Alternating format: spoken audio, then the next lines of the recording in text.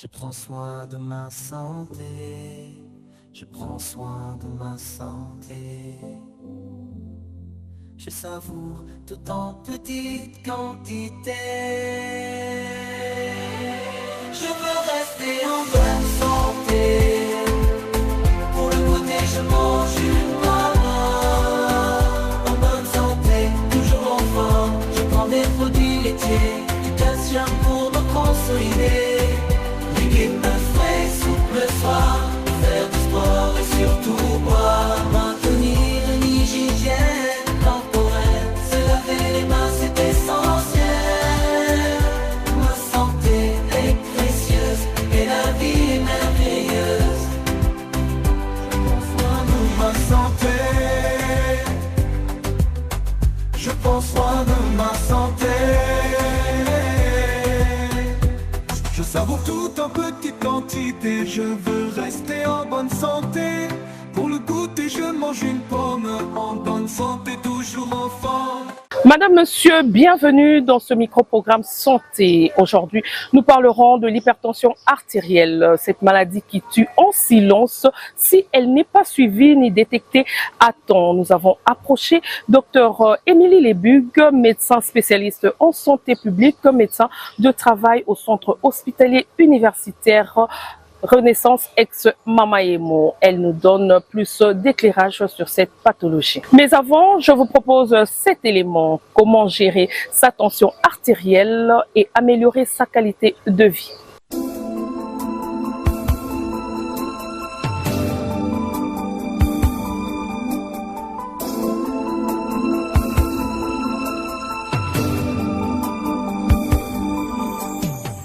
Étant une maladie silencieuse, l'hypertension artérielle, considérée comme une pression sanguine trop élevée, est la première cause des maladies chroniques souvent évitables telles que les maladies cardiovasculaires, les AVC, accidents vasculaires cérébraux et les insuffisances rénales. Selon les données de l'Organisation mondiale de la santé, 62% des accidents vasculaires cérébraux et près de la moitié des maladies cardiaques ischémiques infarctus sont attribués à une pression artérielle élevée.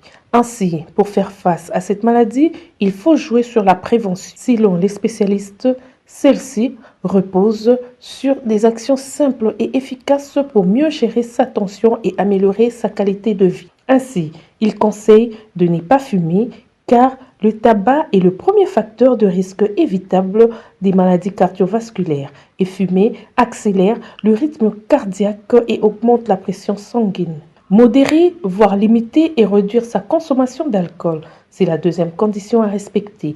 Les experts affirment que l'alcool peut également avoir un effet nocif sur la tension artérielle. Il faut adopter une alimentation équilibrée. La consommation des fruits et légumes est à privilégier.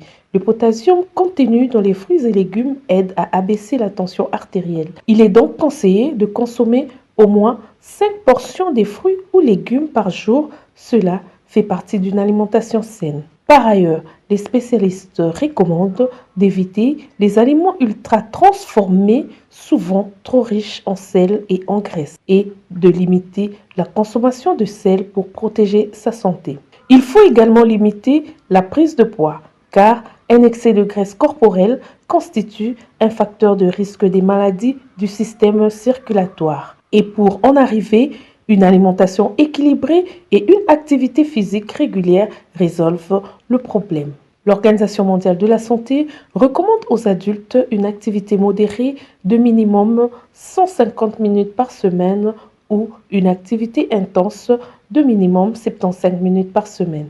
Il est également recommandé de pratiquer 30 minutes d'activité physique au quotidien pour les adultes et 60 minutes pour les jeunes.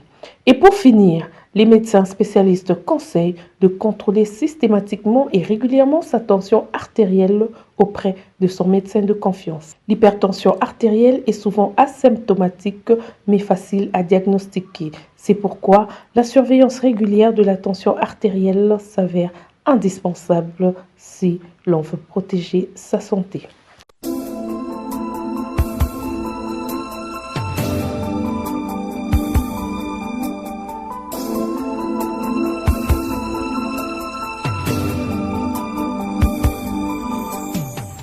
Suivez à présent cet entretien avec Dr Lebug qui parle des causes, symptômes et traitements de l'hypertension artérielle.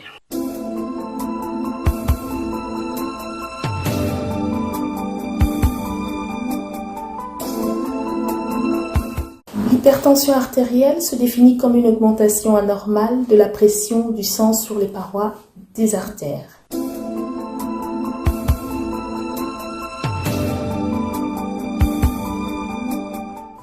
Et le diagnostic de l'hypertension artérielle se fait par la mesure de la pression artérielle à l'aide d'un tensiomètre électronique ou manuel.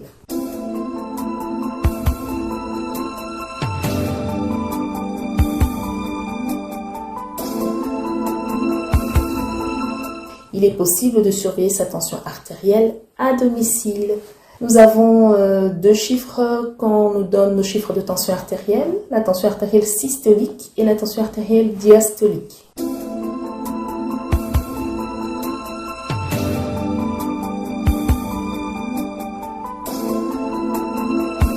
La tension artérielle systolique correspond à la pression avec laquelle le cœur éjecte le sang. Et cette pression maximale, elle est à 140 mm de mercure. Concernant la pression artérielle diastolique, c'est la pression du retour veineux, donc du retour, la pression avec laquelle le cœur se relâche.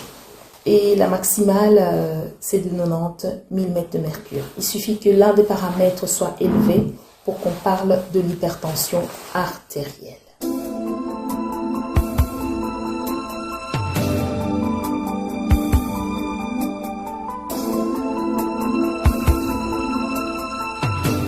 L'hypertension artérielle a plusieurs causes et facteurs de risque, dont l'âge, qui peut causer la rigidité des artères.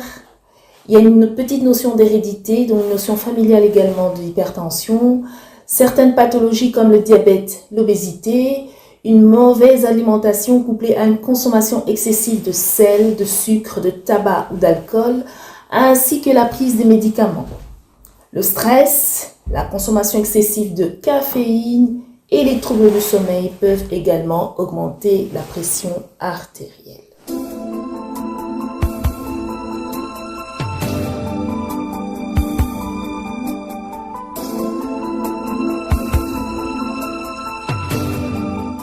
Les symptômes de l'hypertension les plus courants sont des maux de tête persistants, parfois accompagnés des vertiges, des bourdonnements d'oreilles, des saignements du nez, à ne pas négliger, et dans les cas plus graves, des douleurs thoraciques, une confusion, une vision floue ou une perte de connaissance.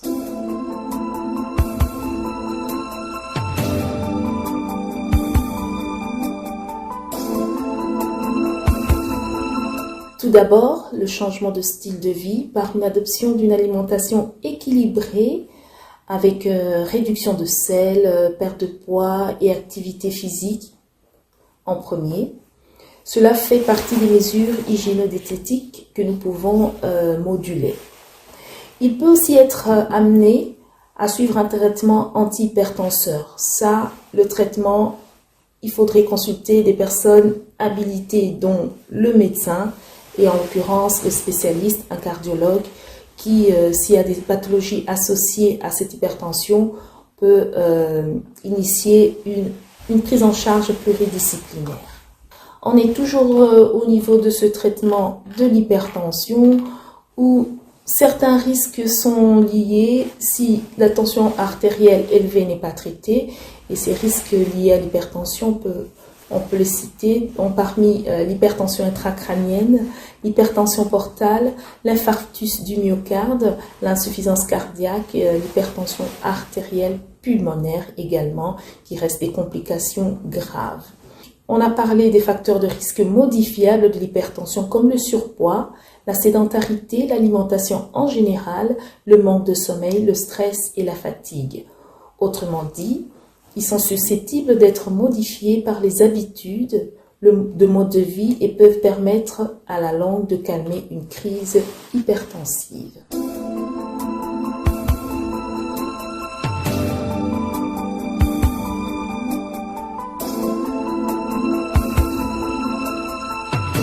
L'hypertension peut présenter des risques majeurs pour la santé lorsqu'elle est mal contrôlée. Une pression artérielle élevée peut entraîner des complications potentiellement mortelles telles que les pathologies cardiovasculaires, les AVC ou une insuffisance rénale.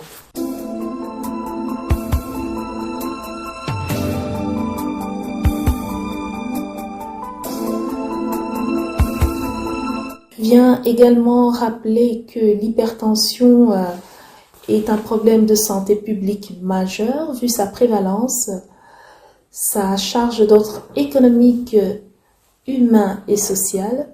L'hypertension est un tueur silencieux. On a cité quelques complications qui sont potentiellement mortelles et qui peuvent provoquer ou bien laisser des complications pouvant laisser des séquelles, comme dans des cas des AVC. Donc, référez-vous à un médecin, référez-vous à un cardiologue. Et c'est le seul appel que je peux faire à la population, à toute personne souffrant d'hypertension et à toute personne sujette de souffrir de l'hypertension, de se faire contrôler. Pour ceux qui n'en souffrent pas, de se faire dépister régulièrement, de voir le médecin pour pouvoir être pris en charge le plus précocement possible. Merci.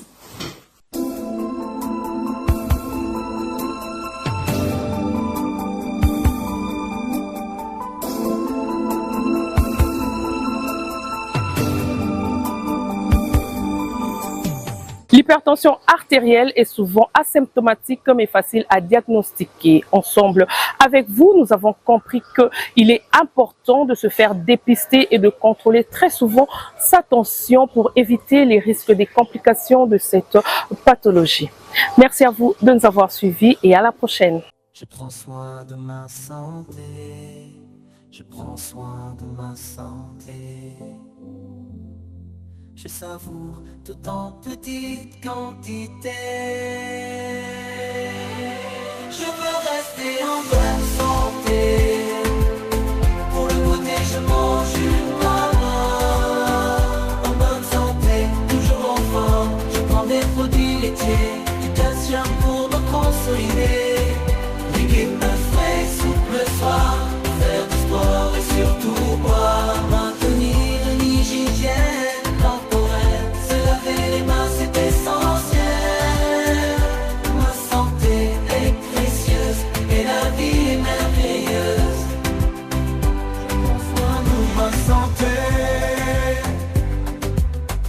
Je prends soin de ma santé. Je savoure tout en petite quantité. Je veux rester en bonne santé. Pour le goûter, je mange une pomme. En bonne santé, toujours en forme.